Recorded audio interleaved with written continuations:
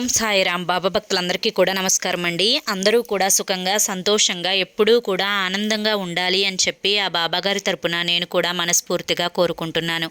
ఈరోజు బాబాగారు అందించే సందేశం ఏంటి అంటే కనుక, తల్లి, శివుని అనుగ్రహంతో ఇది ఒక్కటి వింటే నీకు అదృష్టమే అదృష్టమమ్మ అని చెప్పి ఏదో తెలియని సందేశంతో బాబాగారు ఈరోజు మన ముందుకు వచ్చారండి. మరి ఆ సందేశం ఏంటో మీరు పూర్తిగా తెలుసుకోవాలి అనుకుంటే, ఆ అదృష్టాన్ని దక్కించుకోవాలి అనుకుంటే కింద @సాయి పిలుపు అని చెప్పి ఛానల్ పేరు కనిపిస్తుంది కదండి.